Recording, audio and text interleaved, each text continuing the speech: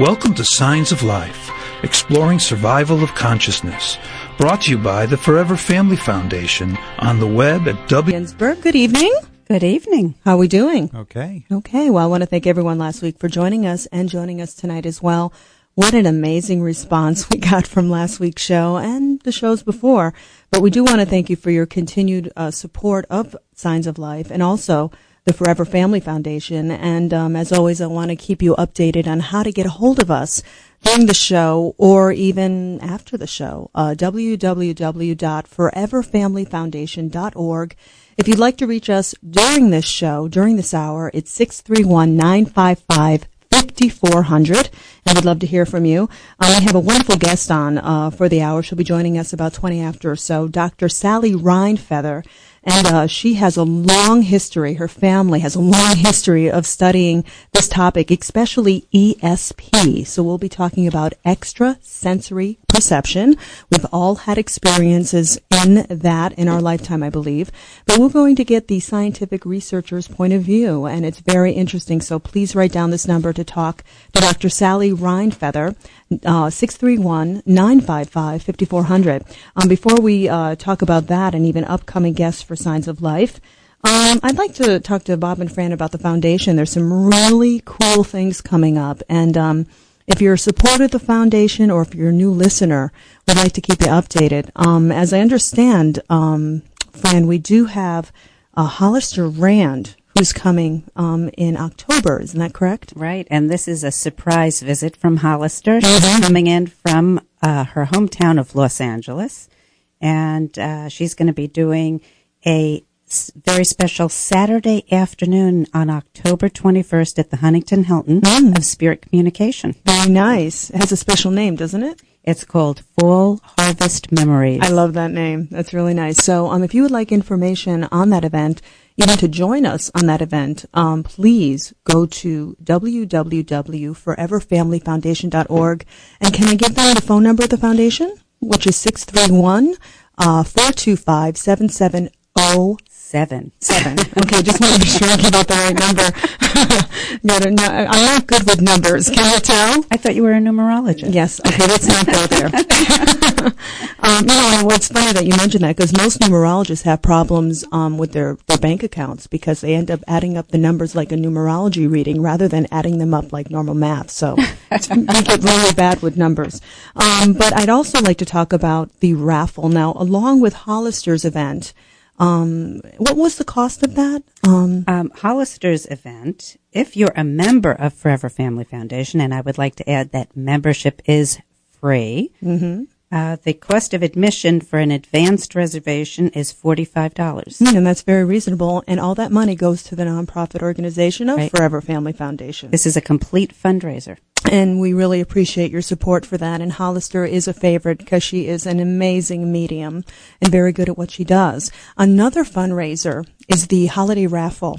And it's really a great opportunity for you to buy raffle tickets, but also get a chance to win a mediumship reading. And there will be 10 winners. So know that it's a great opportunity.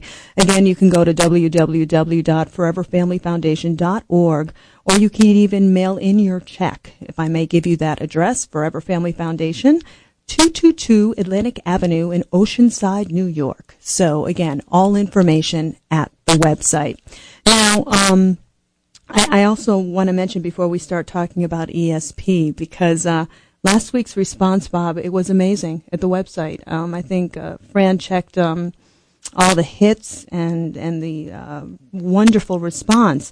It was such a wonderful response that we have to actually update our server. Oh, yes. We have exceeded the amount of traffic allowed. Which that's okay, because it means that you're interested in this topic, that the radio show and the foundation is doing its work of spreading about the science and the spirituality about the afterlife, survival of consciousness.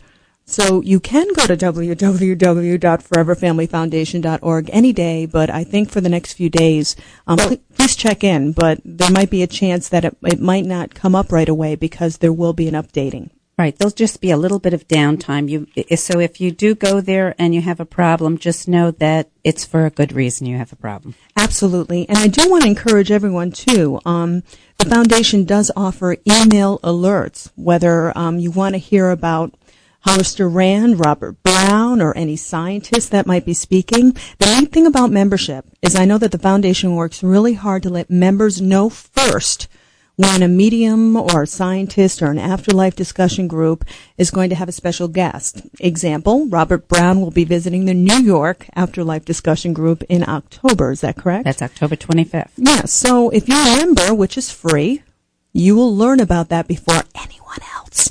So do it. And it's free. And the neat thing is, now that you are a part of the membership and you add your email when you sign up, you will get a weekly or a email alert, especially when it comes to the radio show or any new things that are going on with the foundation. And so we want to encourage you to do that. That's one of the biggest ways that you can find out about the Forever Family Foundation. Anything else we need to cover? I think we covered everything, huh? Yeah. So again, the phone number is 631-955-5400 if you have any questions. Now, to switch gears, I think I remember as a kid hearing about ESP.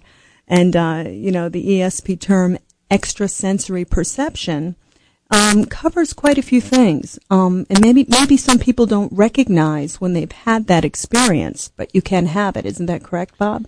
I think the broad term is psi, PSI, and encompasses things such as telepathy, extrasensory perception, remote viewing, things of that nature. And I was reading an article the other day. It was about forensic DNA testing, and they were talking about the odds of the test being correct. For instance, in paternity suit cases, and the odds are 100,000 to 1 that the test would be incorrect. So it's a pretty strong odds, and most courts in the land accept that, and they make rulings on that. Now, when it comes to ESP, as we're going to find out from our later guest, some of these experiments that are done, they're rated as percentage against chance, and some of them are in the billions to 1. Wow. Now, here we have billions to 1, and it doesn't even make the front pages of the papers. Isn't that amazing? So, and some mainstream scientists don't even acknowledge it, and of course, most do at this point. But there's been 100 years of research, and I think most of our listeners know that ESP is a true phenomenon. It is. Now, it covers, again, telepathy?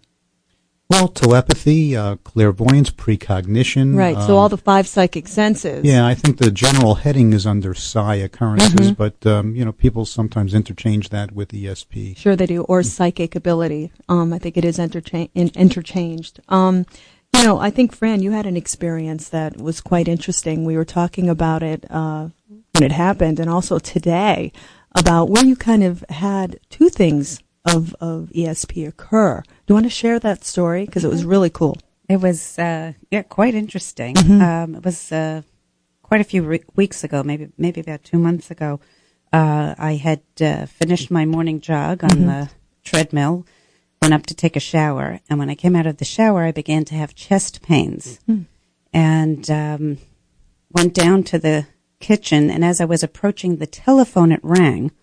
I answered the phone, and it was my mother's podiatrist telling me that he had just called an ambulance to take her to the hospital because she was having chest pains. Now, that's interesting.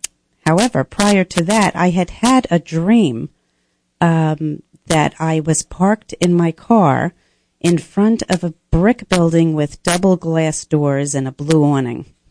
And when I had left the house to go meet her at the hospital where this ambulance was going to take her, and I drove up to the hospital, I was now parked in my car facing upward on a hill. To my right was a brick building with double glass doors and a blue awning.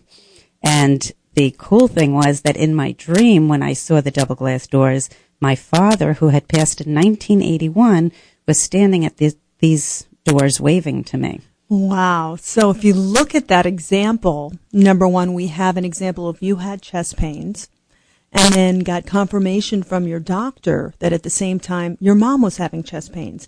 Now that could be kind of construed as an ESP event, or what I would feel is a clairsentient event. From my point of view, clairsentient meaning clear feeling. It'll be interesting to hear how Dr. Sally Rhine Feather would concur with that. But that's one event. The other one is the dream, which I find so fascinating, that you had a visit from your dad. I mean, to me, that's a clear indication that survival of consciousness exists, because, I mean, you could look at the dream and go, oh, well, that's nice. My dad dropped into this dream. I don't know why yet. So not only was it a visit from him, but it was a precognitive visit. He was there to confirm, look, kiddo, you're going to be going through this, and I want to let you know I'm there. Right. And it was so very cool for me, because as I sat there in the car, immediately I remembered the dream. Wow. And so I knew right then everything was going to work out fine. Well, that is really neat. And in some ways, I think somewhat of a clairvoyance would be included in that as well, because you saw the exact thing in your dream that was really present in the physical world. So it covers a lot of ESP. Wouldn't you agree? Yeah, I think that one thing that all the research has shown involving psi is that it spans time, so that there are precognitive things, and there are also it works both ways. You can go in the past and the future. Yeah, I think we've all experienced ESP to some degree. I mean, how many of us have we just had a feeling that the phone was going to ring, or that somebody was going to ring the doorbell? Absolutely. Or how about people staring at us? So you just know somebody is staring at you. Right. You have that, somehow you have that sense of presence. And that is just, it's not just conjecture. A lot of the universities for centuries, well, not centuries, for decades have been doing research that shows that it's a true phenomenon. It really works. I believe that. And I believe that we are all born with psychic ability. I think it's the physical world that drowns things out for us. We create filters. So then after a while, we lose touch with that ability to use our psychic nature. So I think all of us have had an experience. And even like from my viewpoint, I started my mediumship very late in life. Same with Hollister. We started very late. And once we studied the work and understood it, we recognized that we had experiences as children. And I think as this foundation grows and it brings through educational things about ESP and what the scientists are showing, many people are going to start recognizing, hey, I had an ESP event too, and I do have that ability.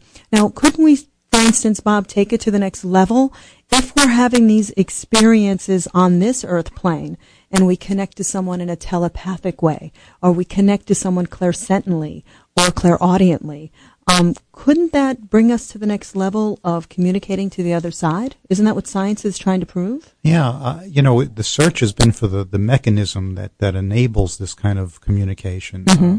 The question is, for instance, in psi, is there an actual signal that's being sent out, or is it related to quantum physics and quantum entanglement? And it's just somehow that our minds are connected to one another. So it's one of the things that's a continued basis of the research now.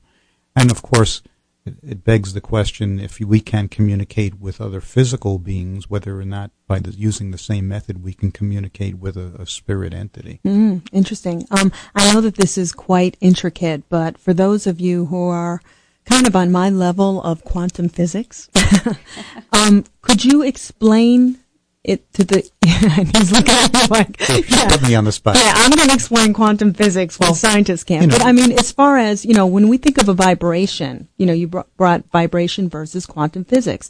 When we think of a vibration, we can liken it in its easiest form to radio waves, something in the air, and there's a receptacle that catches it and then broadcasts it. I mean, that would be like a vibration, correct? Yeah, well, for instance, the best way to explain it is, I know scientists have found if they take two, photons and they shoot them out at the speed of light in opposite directions, what happens to one at the same instant, there's no time that goes by, at the same instant, the other electron experiences the same thing. So somehow they're entangled. It's not a signal per se that's sent, it's just a connection. And, nobody quite understands, how it works.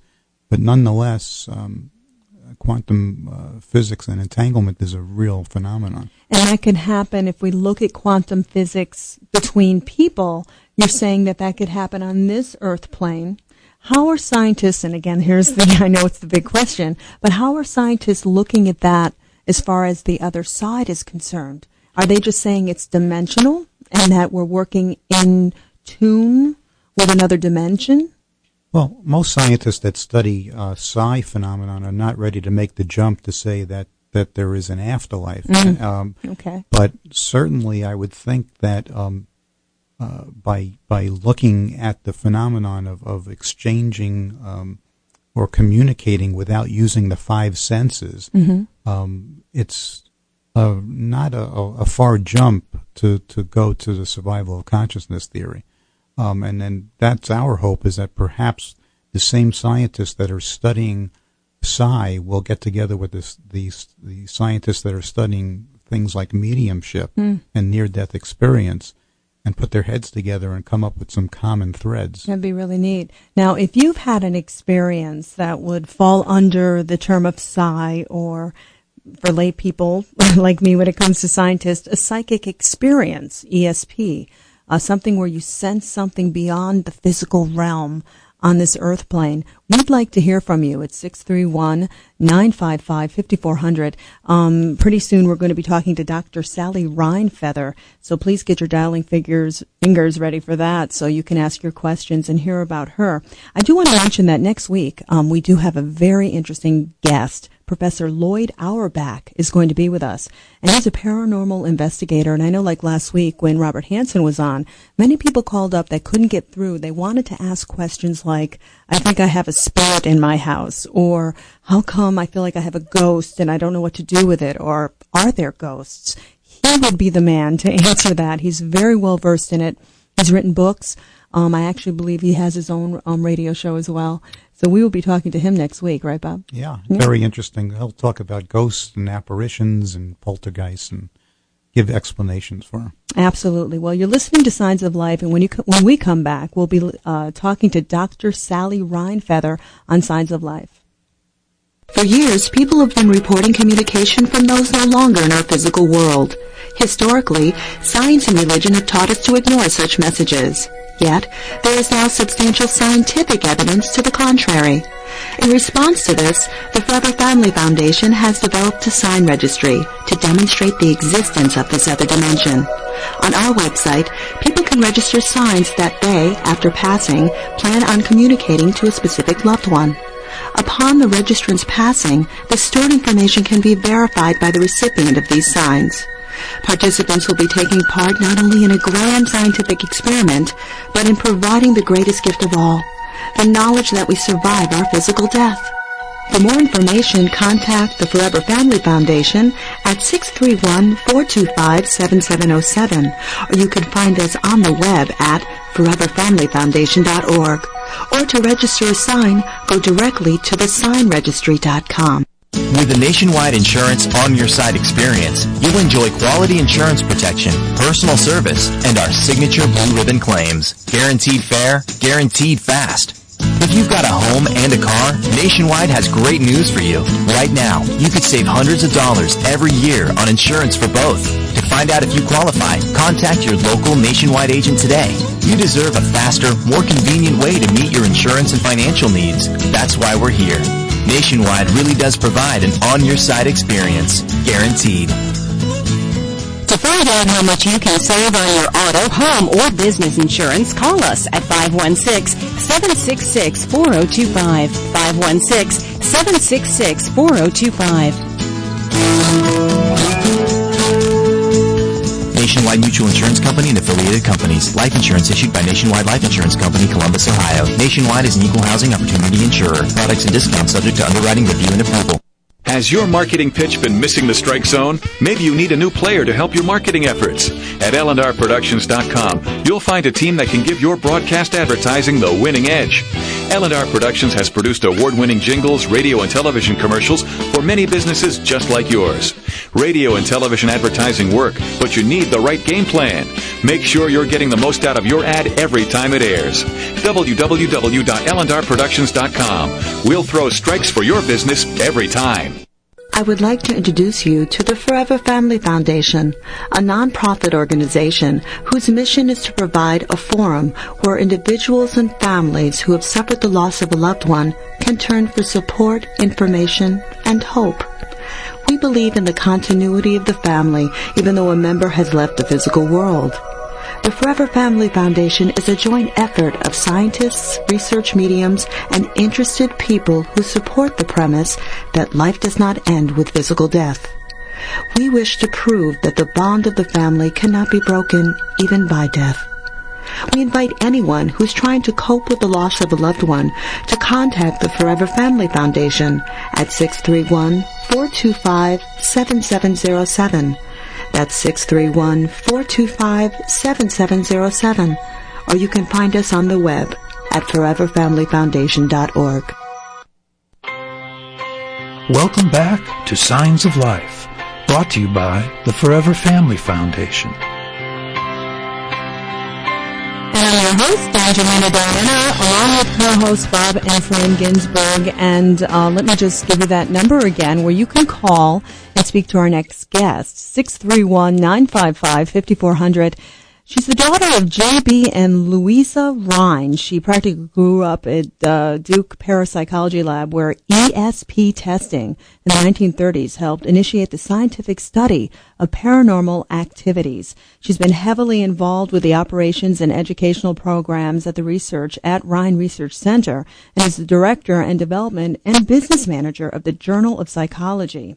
She is also continuing her mother's groundbreaking work in collecting reports from the general public about PSI experiences. Signs of Life is honored to welcome Dr. Sally Rhine Feather to the program. Good evening, Doctor.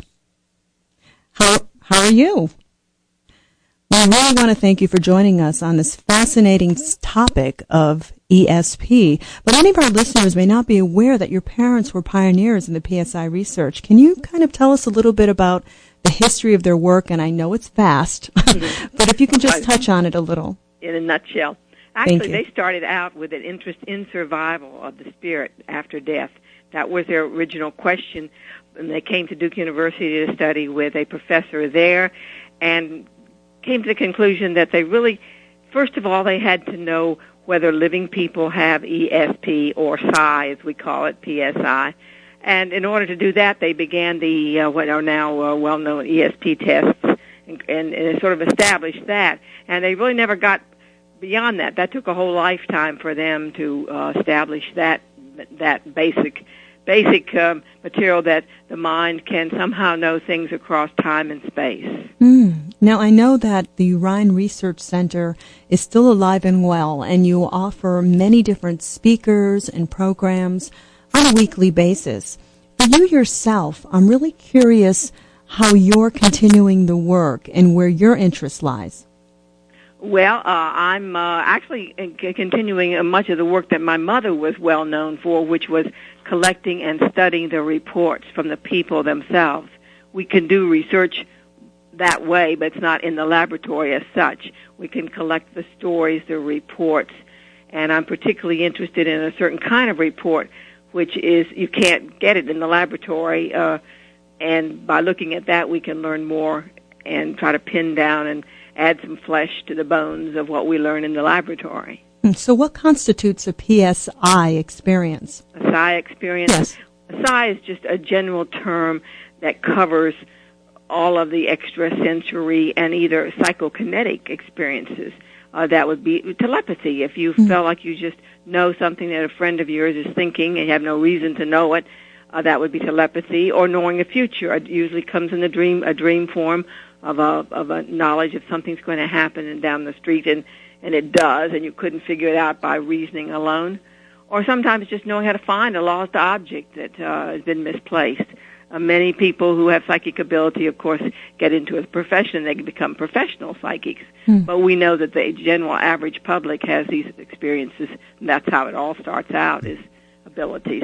And then there's another, the fourth kind would be the psychokinetic, and that's where something physical happens that seems to be related to your state of mind or possibly to that of a spirit agency. We're not sure just where it all comes from.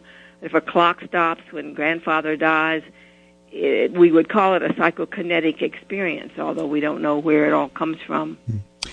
Hi, Dr. Rhine Feather. It's Bob Ginsberg. How are you? Hi, Bob. It's good to hear you. I know that you've written a wonderful book, which I've read, called The Gift, ESP, The Extraordinary Experiences of Ordinary People. And I'd like to ask you, there are a great many anecdotes in the book about various ESP experiences. Have you found that one person has to be emotionally linked to another person to have an ESP experience, or are the results better if they are? They're more likely to happen if they are related and closely related. There are some cases where they're not, and it's just a total stranger. For instance, a number of people had premonitions of the 9/11 event and didn't know anyone involved. But again, that was an emotional experience, even to absolute strangers. Right. Do you find that people that are intuitive tend to have other people in their immediate family with the same gift, if you want to call it a gift? Yes, we do think it does really seem to run in the family. We hear this all the time. Maybe sometimes it skips a generation. Grandma and daughter seem to have more ability, but very often it's the whole family that seems to have a little bit of it, or a lot. Do you find that women are more psi than, say, males? Well, we used to think, we still probably hear from more women than men, although I hear a lot more men now than in my mother's day. I think that's because they have more easy access to email and, where they're working, for instance. And no, the climate has changed. People can talk about this a lot easier than they could 10, 20, 30 years ago. And do you find that there are certain conditions? I want to strictly talk about, when you're talking about psychokinetic or PK, in reference to saying it's in conjunction with, say, someone who's passed. Is there any thought to your research as far as making the difference that spirit did it as opposed to the physical person doing it? Are there any conditions that seem more ripe for spirit communication? Well, that's one of the questions that we want to find out. We don't have the answers now, but that's one of the reasons we're starting this new study of collecting as much as we can of reports of physical things that happen that are unexplained. And we're going to look at the large group of people that you just mentioned who seem to have this, I said the clock that stops when grandfather dies, but I'm including the whole range of physical, in this case, physical effects that happen. And we want to know if in any way they're different or the people are different when they have these experiences than when we have other people who just have things like that happen when they're under a great deal of stress. The computer breaks down. They can't wear a watch. They have a lot of energetic. So we don't know. Yeah, that's very where it's coming from. Maybe both. Maybe it's all the same thing. I don't know. Interesting that you do see differences, though. You do see that when there's been an event that, you've heard of I don't know if you've ever heard of the Bell Witch, but there's an actual PK experience and actually a movie where they talk about where there was some abuse in the family and a lot of PK happened in the room, and they were actually arguing that the child actually created it and it wasn't coming from a ghost. Yeah. So you probably do have a lot of poltergeist phenomena, we call it. Exactly. So there are some events that can trigger psi, is what you're saying. I do think that there is PK independent of the other. If it's established in the laboratory with elaborate experiments, including a large number for years over at Princeton University had a laboratory where it was a living human agency and intention that made the difference. Not a big difference, not as big as in the Bell Witch, but still some definitely mental effect on the physical world. And we know that, I imagine the healing that occurs, that comes in, the non-local healing, involves the same sort of energy, or I use that word, maybe it's information that living people have. We're sure of that, but clearly there's a large number of other cases of which you're referring, and I know the Forever Family Foundation is vitally interested and hears these reports where things happen, where it certainly does. It's hard to believe that it's a living person who is the agent involved. Correct. I want to remind our audience that you're listening to Signs of Life from the Forever Family Foundation. We're speaking with Dr. Sally Rhine Feather. You can reach us at 631-955-5400.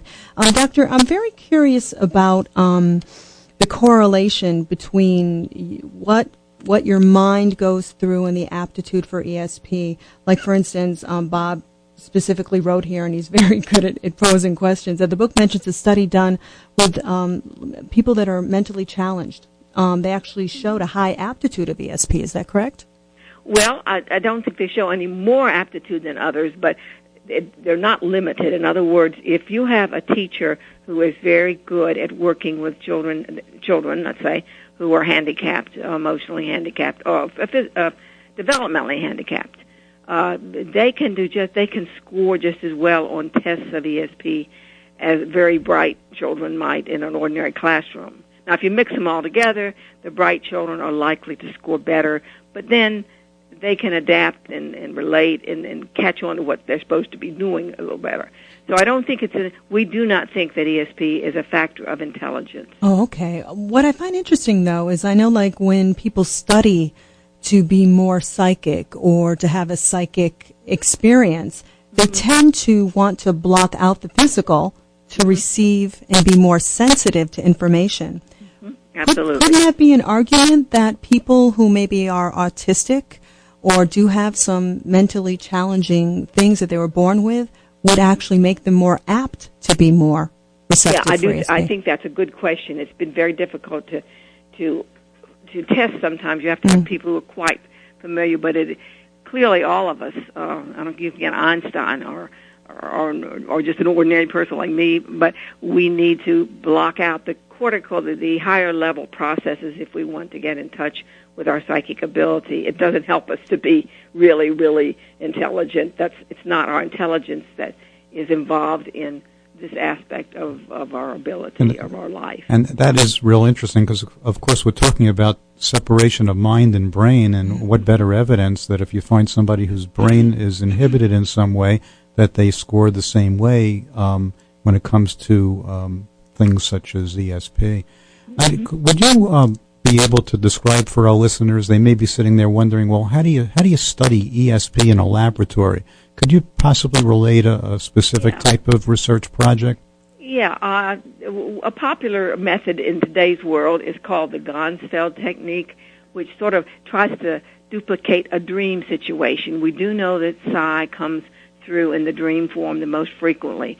Well, then there were dream experiments right there in New York City at Maimonides Hospital many, many years ago, where they had people actually dreaming at night, and they had a target in the other room, somebody looking at it, and they'd wake them up and say, "What are you dreaming?" And they would look at the correlation there. Well, that's a different kind of study. It's difficult, time-consuming, and difficult to do, but it started a whole line of research which is now simulates the dream situation, where one person is in a relaxed relaxed physical state in a dark, a pleasant, relaxed room, where I could go into great detail how this happens, make them as comfortable as possible in a soundproof, light-proof room with just a little light on. And after this relaxation procedure, they begin the experiment, and a person in the other room, it's usually somebody, try to have somebody that they're emotionally or physically close related to, is in the other room and looking at a series of randomly selected target. It's all done, with very good procedures and methodology. I can take hours to explain it, but just to make it quick, this other person is sending an image to the other person in the room, and so it's a telepathy type of situation, and there are ways of evaluating it statistically to rule out artifacts and so forth. That's the best method now, we think, to get in-depth information. I'm really curious, Doctor, that with the years of research between your mother and yourself, have you found other techniques that might help people develop their ESP even more? I mean, what have you gathered that shows, well, if these subjects have done this and they seem to be more sensitive? Yeah, well, a good question. One of the things we've clearly learned is for people to be in a relaxed meditative state. If they have a history of meditative practice or yoga, any of those methods, or even a good history of praying from a Buddhist tradition or meditation in that way, they are more apt to do well in a controlled test or to report more ESP experiences. And also, if by nature, and I think this is more like a matter of birth than of training, if they seem to be creative and imaginative and not limited to sort of left brain thinking, that seems to be another factor that helps. So we encourage people to, we haven't done courses in development, but we're close. We could be close to that, and these are some of the factors that we would certainly recommend. The rich information that you've gathered, I could imagine it would be a great resource for those that do want to improve their extrasensory perception. Doctor, would you mind taking a call? We do have someone on the line that has a question for you. I'd like to welcome Juliet from Blue Point to the program. Hello. Hello, Juliet. How are you? I'm fine. Hello, Dr. Rhine Feather. Hi, Juliet. How are you? I'm fine. I'm fascinated by what you're talking about, and so many of my questions have been answered just listening to you. But I do want to say that I've felt this throughout my life, and experiencing, especially with my daughter, who's now a young lady, and she's so reluctant. So the use we could put this to is kind of limited by her reluctance to accept these feelings she's getting.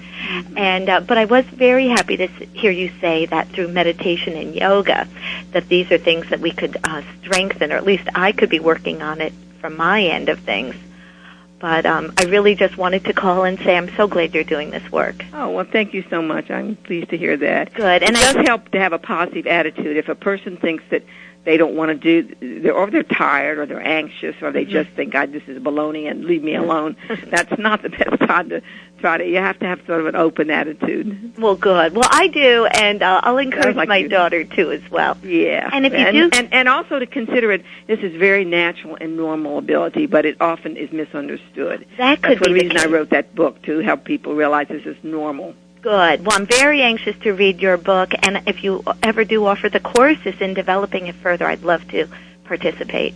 Thank you very much. Thank you. Thank you, Juliet, for Thank that wonderful commentary. And if you do have a question, you can call 631-955-5400. And again, the name of the book is called The Gift, ESP, The Extraordinary Experiences of Ordinary People. And Juliet does bring up an interesting point, Doctor. Do you find that psi experiences are more frequent between, say, mother and a child? Yeah, another good question. I'm sorry I didn't have a chance to tell Juliet that in fact, that is true. I would, at least from what people write and send to us, it seems to be, as I say, family members, mother and child, are very common, and children of all ages, even older children seem to know, have an awful lot of experiences about, let's say, the death of their parent or the upcoming death, or in the middle of a card game, a woman suddenly stands up and says, something's wrong with my mother, I know it, and goes to the phone, calls, and finds something tragic has happened. Wow. We hear these just so many times. That's it's extraordinary. Yeah. And again, the book, The Gift, ESP, The Extraordinary Experiences of Ordinary People. We are going to take a break right now, and I do want to remind you that you can give us a call at 631-955-5400 to talk to Dr. Sally Rhine Feather. We will be returning back to her on the signs of life. Would like to introduce you to the Forever Family Foundation, a nonprofit organization whose mission is to provide a forum where individuals and families who have suffered the loss of a loved one can turn for support, information, and hope. We believe in the continuity of the family, even though a member has left the physical world.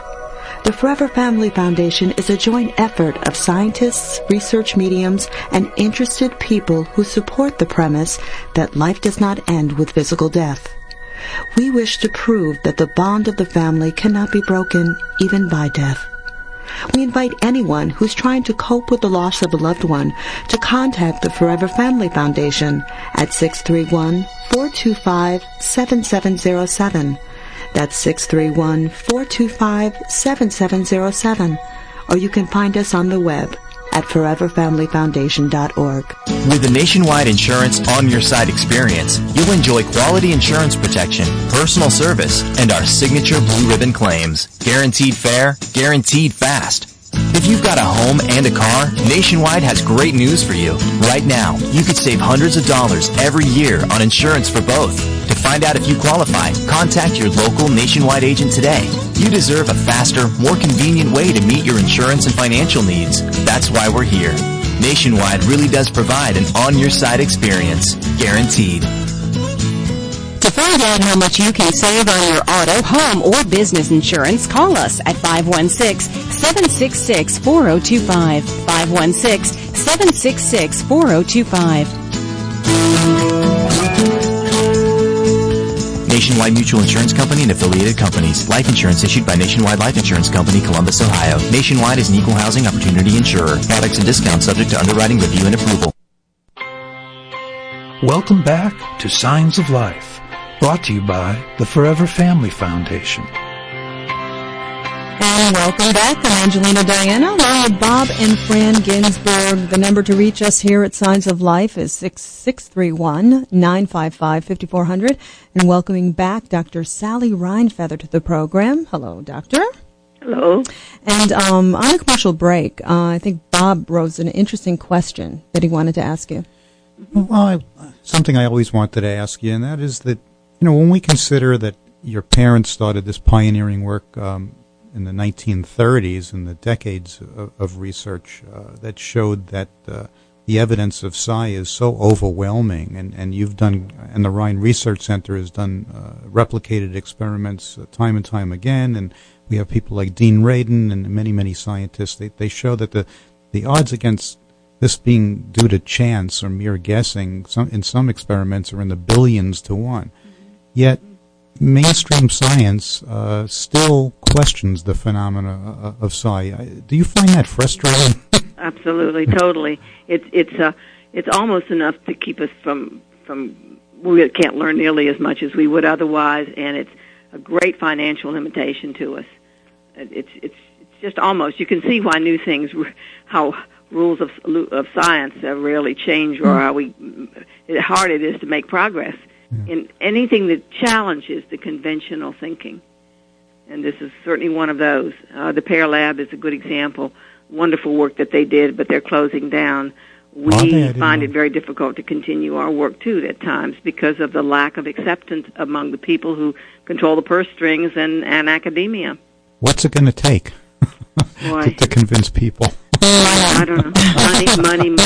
Money. Yep, and the public it responds, and that's why we want people to send us their cases, their stories. They could write me. That the book was an effort to reach the public.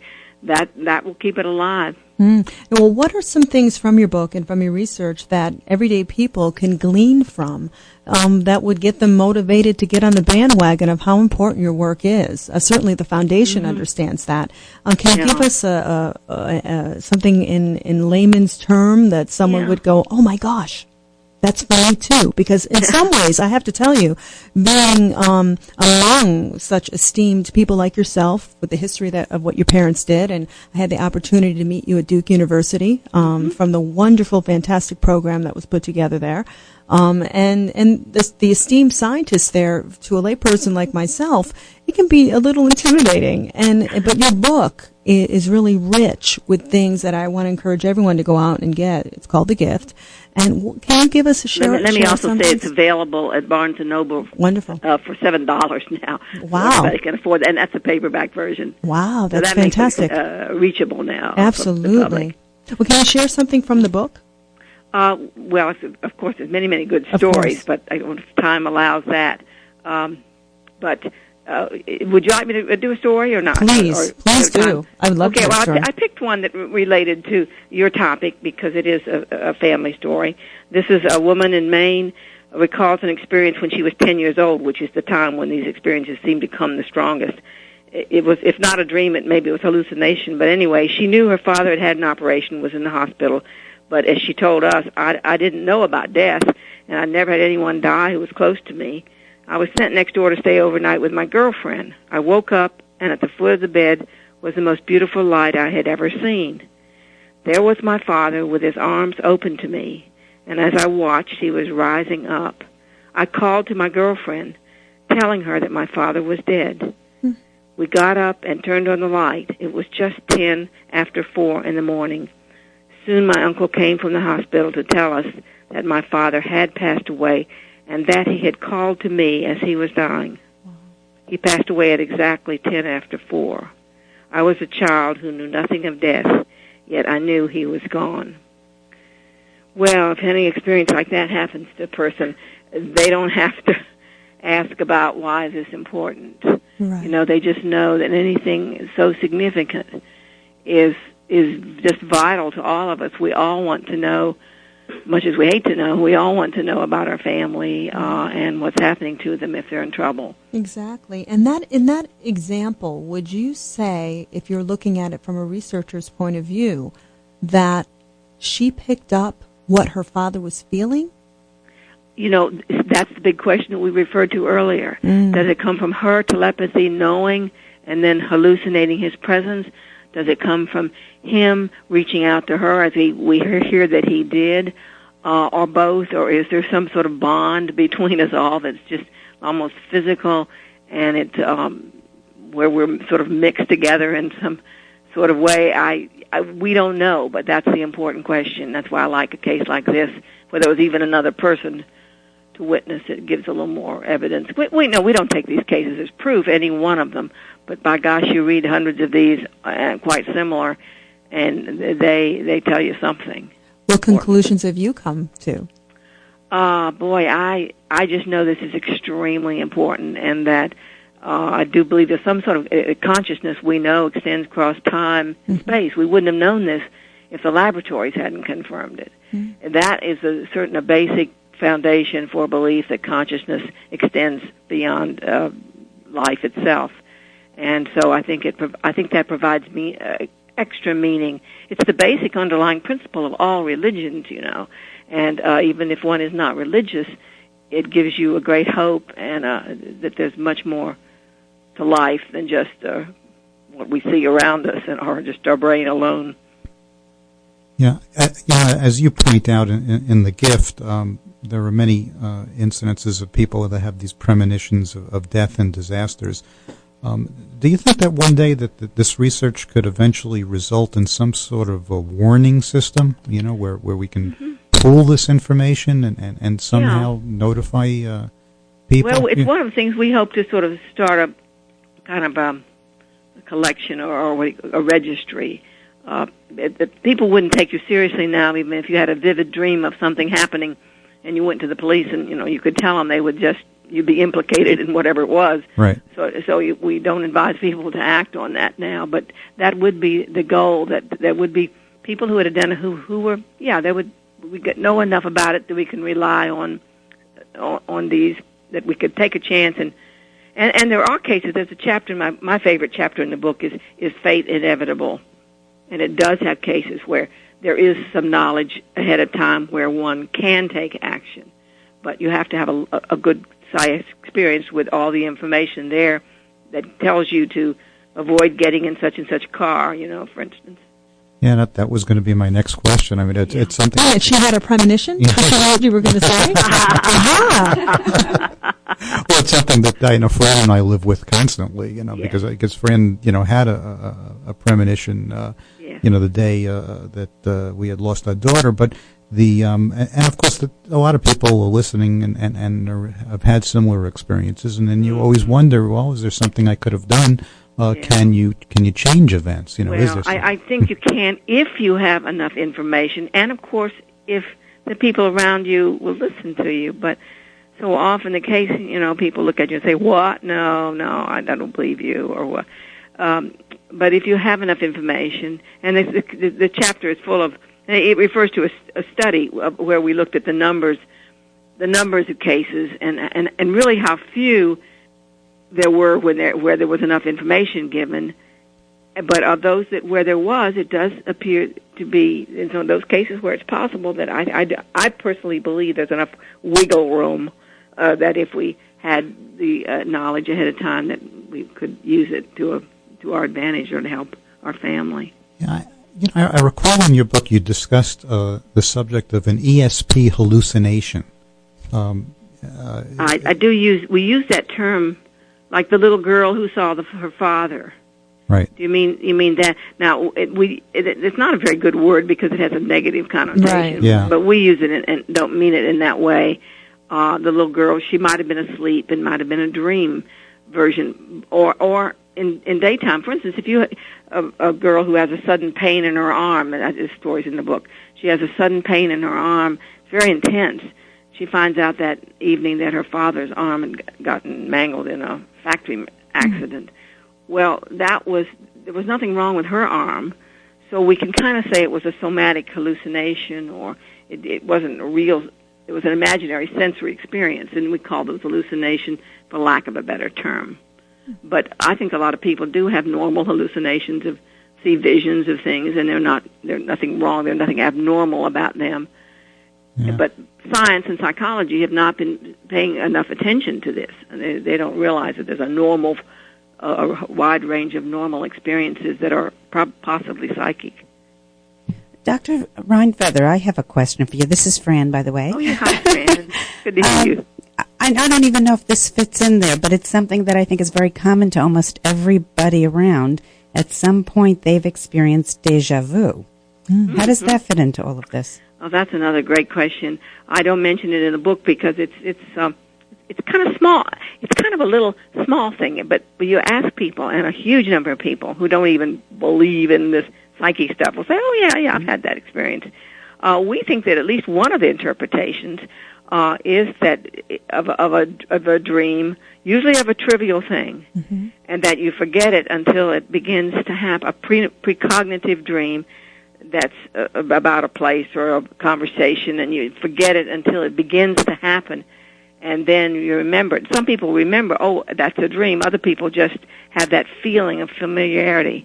I have a friend who's doing a study on that and would love to get if anybody wants to send me the déjà vu experiences, I will pass them along to Dr. Art Funkhauser in Switzerland, who's studying this phenomenon and writing reports on it. Well, I certainly can. I can tell you when I was developing as a medium, I was very curious about déjà vu, and I would use dreams to develop my psychic ability, and I found that when you become very aware of your dreams, you're very aware of how precognitive they are, and I would actually link déjà vu events now with my dreams. Because you're paying more attention to your dreams. Exactly. So when you said that, you gave me a huge confirmation, so I appreciate that. And I think keeping a record of your dreams is a wonderful thing to do. There's a correlation between people who remember a lot and being psychic, which obviously is a case for you. Yeah, well, and I think, too, it's a reinforcement. So do you find that some of the people in your book that have had experiences, because they're so profound, try to seek other experiences, and when they write them down or they're aware of just the little bit of precognitive moments, that it actually increases in time? It does seem to recording and paying attention is one of the other factors I should have mentioned earlier if one wants to improve their ability. It does seem that helps. There's a person in the book, Dale E. Groff, who does that, dream journals, and he has picked up a number of remarkable experiences and probably gotten better over the years. And you sort of learn what to pay attention and what not to pay attention to I gather from what people who do this say. And I have to find that, truthfully, it's the number one way that I teach people to develop. So I think that scientist is definitely onto something. It's very interesting. Now, on a totally different topic, I understand that ESP has been used during wartime. Is this true? I mean, do they really work? In the book, it does go into the book. The government had a program for years and years and years. The Rhine Center, we weren't part of it, and we didn't get any of the money, but the intelligence services and the government were studying. They thought the Russians were doing this. Well, maybe they were, and probably worried us more than reality. And so they developed a large program called the Stargate program. We've summarized some of this in the book, but there's quite a bit out there in the literature and Joe McMonagle is the name of one of the leading people who has some experiences, and he's been psychic all his life. I cite him in the book, and people who are interested can look at the book and look at the references. Yeah, remote viewing is fantastic because it does show how we can both transcend both time and space. Because there's remote viewers across the globe, detailed, vivid pictures. It's really amazing. That's exactly, and that's what we used to, in the old days, we called it clairvoyance, but remote viewing is the modern term, and it's more remarkable now. It's being studied by, I don't know, people ask if we think the government is still studying this, and we have no way of knowing. Certainly, we're not involved in it. What do you say when somebody comes up to you and says, ESP, that's supernatural? Another good question. I'm glad that we say no. We have no indication at all that it's supernatural. We think it's natural. We think that this is a natural part of ourselves. In the remaining time that we have left, Doctor, I would like you to fill in our audience about the Rhine Center. I know that we could fill a whole show with everything. I get your email alerts every week. You have absolutely fantastic programs. Well, I would invite the public to either check our website at www.rhine.org, and Rhine is spelled like my name, R-H-I-N-E, Rhine.org, and that's the best way of finding out what we're doing, what information we have to share, and what programs we have. Primarily, we're doing educational programs every month, and sometimes every week, and some are free and some cost a little. We're having one entitled "The Non-Local Consciousness Effects on Accompanying Crisis and Death." We're having a program. I'm on it, and I have several other people, excellent people, in October the 21st and the 22nd. Don't know if that one's announced yet. We're having one on remote viewing on September the 15th, 16th, and 17th with Stephen Schwartz leading that. But they can go on the website, or they can write me, and I'll put them on our email list, and they'll get the notices that you're getting. And all they would have to do is to address that to Sally@Rhine.org. Well, Dr. Rhine Feather, thank you so much for this very informative hour. And I want to thank everyone for listening. We certainly hope to have Dr. Rhine Feather on the program again. Thank you so much. It's a pleasure being with you. Thank you. And, if we think about the vast array of what just the Rhine Center fills in ESP and other things, we can certainly see how it goes in hand with the Forever Family Foundation and certainly the wonderful work that she's doing. We want to bring to you things like this every week. So do keep it tuned here every Thursday, 9 to 10 p.m., and pretty soon we're going to be talking to you about a new home that we will have, but same place, same time. And we will have the details of that probably coming up next week. And I do want to remind you that Professor Lloyd Auerbach will be with us next week. He is a paranormal investigator. You can contact us at radio@foreverfamilyfoundation.org if you have a question, or you can call in live next week. Again, details at www.foreverfamilyfoundation.org. I want to thank Bob and Phran Ginsberg for being such wonderful co-hosts. Thank you. And we look forward to seeing you same place, same time next week. And remember, the other side is just a heartbeat away, and science is going to prove it. Introduce you to the Forever Family Foundation, a nonprofit organization whose mission is to provide a forum where individuals and families who have suffered the loss of a loved one can turn for support, information, and hope. We believe in the continuity of the family, even though a member has left the physical world. The Forever Family Foundation is a joint effort of scientists, research mediums, and interested people who support the premise that life does not end with physical death. We wish to prove that the bond of the family cannot be broken even by death. We invite anyone who's trying to cope with the loss of a loved one to contact the Forever Family Foundation at 631-425-7707. That's 631-425-7707. Or you can find us on the web at foreverfamilyfoundation.org.